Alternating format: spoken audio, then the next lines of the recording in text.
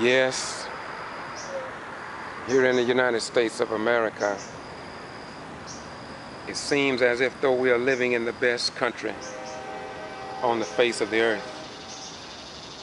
I love this nation. I put my life on the line for over 20 years in defense of this nation,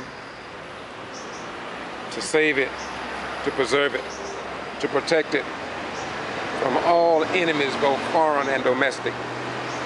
Yet, when it comes down to standing before Valdosta City Hall and Lowndes County governments, it seems as if though the citizens have little importance.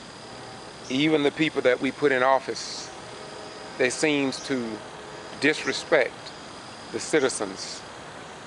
Now I know you probably are of average intelligence, and so you ask a question, what do you mean by that, Brother Rhines? Well, here in Valdosta, you can go to a city council meeting and you will be at the end of the agenda. In other words, you bring your concerns before the people that you voted into office in city government, go over to the Lowndes County Board of Commissioners, you will be the last item on the agenda. And you go to the Valdosta City School Board of Education meeting, and you're the last item on the agenda. It just keep pushing the citizens back, and we just keep losing our rights as American citizens. And the strange thing about it, we keep going to church, placating, duplicating the great life of Dr. King and Jesus the Christ and John Brown and John Fitzgerald Kennedy, who stood up for what was right, and yet, we keep losing our rights. They keep pushing us around as if though they are aiming for a communist nation. And this was before President Barack Obama, so we can't blame him for that, since they blame him for everything else. Back on point. It's strange how they don't want to hear from the citizens, but then in the public, when they run for public office, they'll talk about open government. They'll make all kind of promises. You tell them that your mother, your father, your sister, or your brother died in the Valdosta and Lowndes County Jail, and we are leading the state of Georgia in jail deaths. And many of those people that died and perished were American veterans for whatever reason. Yet they too are pushed on the back of the agenda.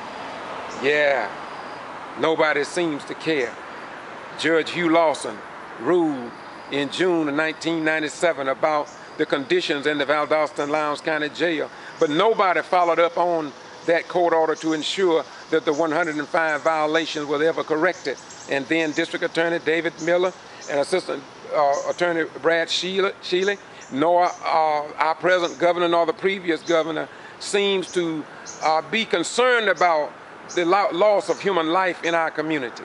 And the sad thing about it is that nobody want to talk about it.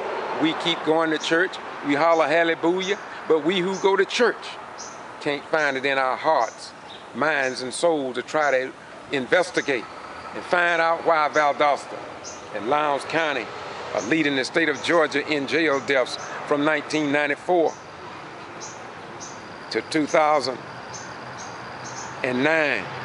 And from 2009 to present, we don't know how many jail deaths, because we don't have a newspaper, we don't have a television station, we don't have a radio station, we don't have a law enforcement agency in Valdosta, Lowndes County, or the state of Georgia who will report this information to the general public, nor will the Department of Justice see a need for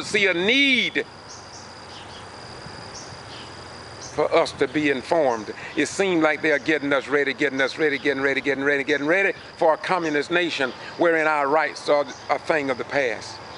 Go fight the wars for the big business. Go fight the wars for those who are making millions and billions of dollars a year. Yeah.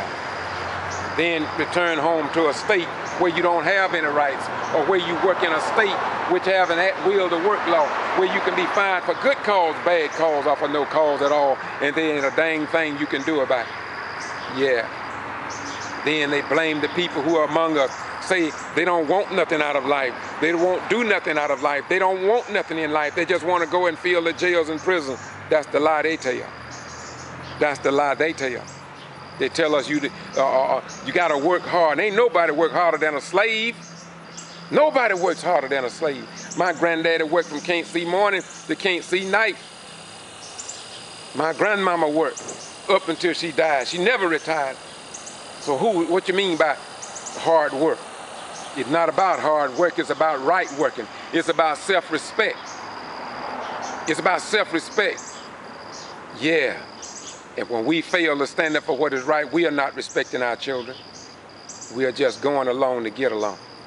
The strange thing about it, from walking the streets here in Valdosta, I see so many young people who own papers, and they believe that if they speak out and tell the story on tape of what they want to tell, then their lives will be destroyed, much like is in the video called The Chorus of Fear, put together by Professor Matthews and others in the community who care about somebody outside of themselves. And you may ask me, Brother Rhymes, why do you do what you do? Because I believe in the God that you talk about. I believe in the God you placate and duplicate.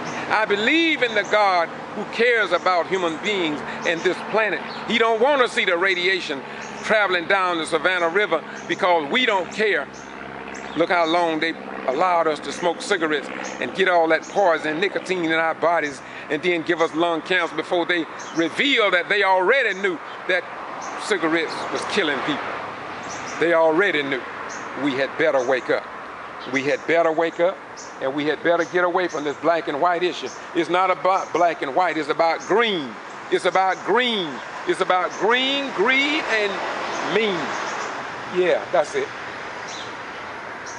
So now you ask your question, I'm gonna close on this note. Now you are asking yourself, George, what do you hope to achieve by what you just said? I'm hoping that you will become concerned about the life that God gave you, your children, your grandchildren, your great-grandchildren, your great-great-grandchildren, and for generations to come, that you will stand up. It's not about going to church. I used to go to church all the time. But when I looked around, I didn't see church folk nowhere on the street. As we walk our beat on a daily basis, to me it was like zero. And so I turned and I changed my direction.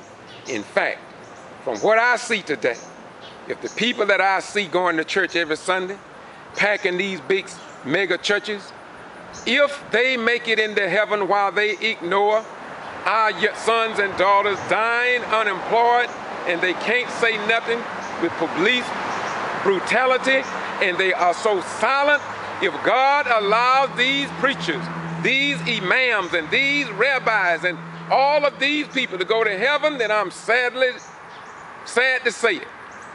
But I don't want to go to that heaven, nor with that God. I don't want to go to heaven with a God that put people into heaven that see the hell and destruction that's going on in our world, and they sit back and say nothing. No, no, no. That's not the God I'm serving. That's not the Jesus I read about in the volume of Sacred Law.